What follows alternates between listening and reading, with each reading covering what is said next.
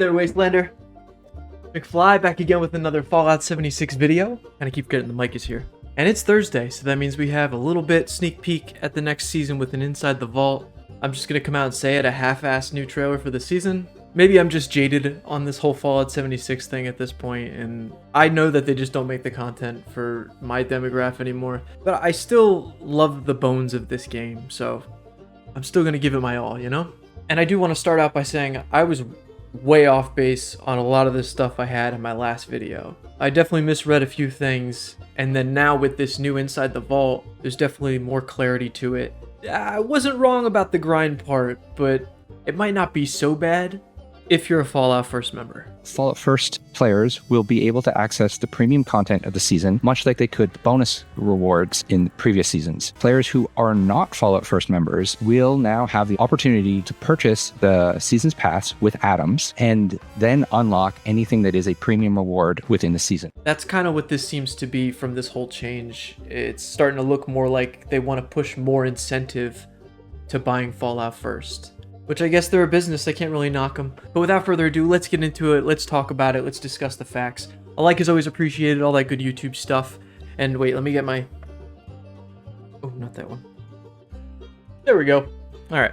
And as far as facts for the videos, I have basically every rewards page except for 6, 11, 12, and I think that's about it. There are 13 pages, so technically that's 130 items, but the first couple pages throw a couple freebies at you for 0, but it definitely looks interesting. And then the more lockouts I see for Fallout First members has me a little worried for the free-to-play players. And it's kind of funny that I'm using the term free-to-play when, you know, this was something that they said they weren't going to do when we first started this game 5 years ago. And one of the great things about having a fully dynamic game engine is all of this just works. Alright, but first, the Inside the Vault. It is time! Fallout 76 is updating from a scoreboard to a Seasons Pass system, featuring pages, tickets, allowing you more flexibility in claiming rewards, which they're not wrong. But again, I would just say it depends how much you perceive the worth of each item and how much you see the worth. Yeah, you get it. It says you'll continue to earn score and rank up by completing daily and weekly challenges the same as before. So I guess no word of earning them any other way, unfortunately. Which is kind of funny because someone mentioned it'd be cool if they threw them in normal events to like kind of revive them, you know, the playability of them in the game, but obviously that's not their focus right now. As you earn ranks, you will unlock more season pages. On each season page, you can see what the rewards are available ahead of time. Blah, blah, blah. This is all the stuff we saw in the deep dive the other day, basically. But here's that tiny bit of news. We are going to get each rank up normally, apparently, for each daily and weekly quest we complete. And then for each rank, we're going to get 25 tickets. Oh my god! Okay, it's happening! Everybody stay calm! What's the procedure, everyone? What's the procedure? Stay calm! Let's not jump to conclusions. We don't even know what 25 means. 25 could be a lot, could be a little. It just really depends when you start looking at the pages and the rewards. And then this is where we start to get to the point where I think I was more right in the last video I made, where there's definitely going to be more grind. And for good reason, kinda, the more I think about it. From the way this new video has explained it and laid it all out with the pages, is that when you get the rank 100, the grind really does start. That's when the ticket prices really start to increase for certain items. But I do think this first page of items is really worth it. There's a lot of cosmetics here. And then I teeter on the I don't know about the second page, because the second page is basically 3 rank ups for 1 slot of consumables. And yeah, there are a little bit more than what we're used to, but we're used to leveling up once for those little bit of consumables that I could care less about at this point. I do care about the atoms, and I don't fully know if there's a nerf going on here because some of the ticket releases release 200 atoms instead of the 100. The full math is yet to be seen. I'm curious if there's anything special on those pages 6, 11, 12, whatever the ones I don't have. Some of the ticket prices fluctuate maybe from like 0 to 45 to 50. And then once we jump to rank 100, you can see the cosmetics are very nice, but you can see those ticket prices really start to increase, which I'm starting to see the goal here for why they changed to this system.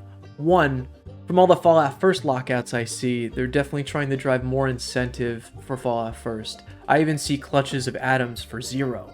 To me, that just says, hey, you're going to want this if you get Fallout First. Some of the pages have a lot of Fallout First items, and they just so happen to be the items you'd probably want. I'm taking this thing off. It's not really staying on, right? The gag more sprang about because I need a haircut. It's also fitting because my character always wore the hat, but I don't know what to do with all this. Get it cut, that's what I gotta do. But even adding one more to the incentive for Fallout First, that's also why they're trying to push this 1500 seasons pass deal. That whole thing I'm still very confused on because I hear so much different verbiage from different sources, all coming from the people who make this game. And I thought these outside the vault posts were supposed to like clarify all that, but I just keep hearing all of this different word verbiage vomit, and I don't know what to think about the Fallout First section of the new season. So I'm just gonna have to wait. I don't know. And then also I can see they definitely want us to grind after level 100 because if you haven't noticed by now, every time there's a season, everybody races to level 100. Maybe they get a few ranks after, maybe there's the few that actually just keep grinding through until the end. But for the most part of the player base, they just drop off. We got our 100 ranks, we got all our cosmetics and stuff, we're done. We'll wait till the next season. That's usually how it goes.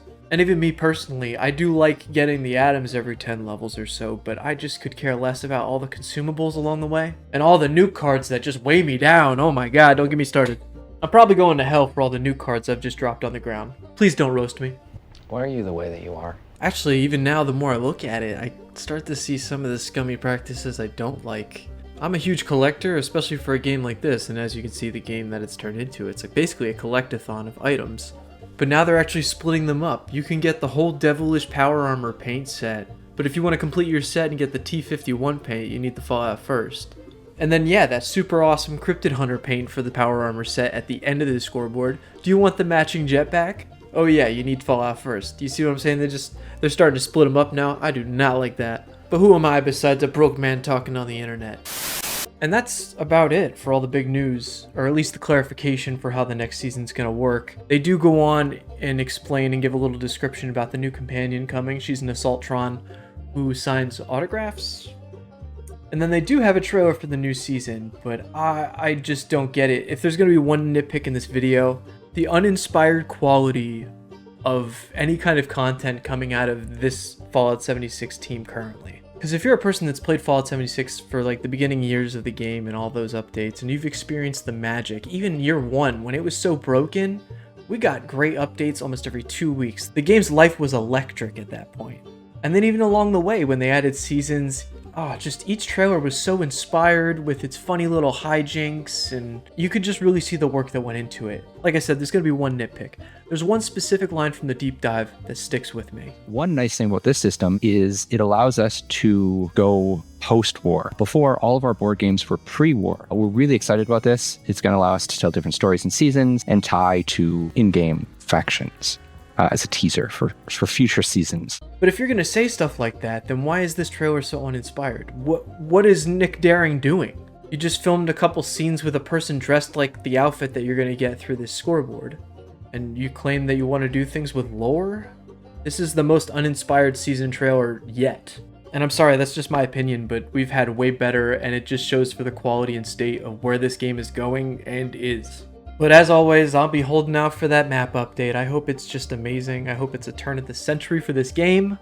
And like I said, I only talk like this, I guess, because I care so much. I love this game. I love the loop. I miss the glory days, which felt like broken days. But that's all I got. I'm done complaining. Thank you guys so much for watching, especially if you made it this far. Fallout 76, I'll tell you what, there's never a dull moment, no matter what it is. But until next time, I will catch you out there in the wasteland.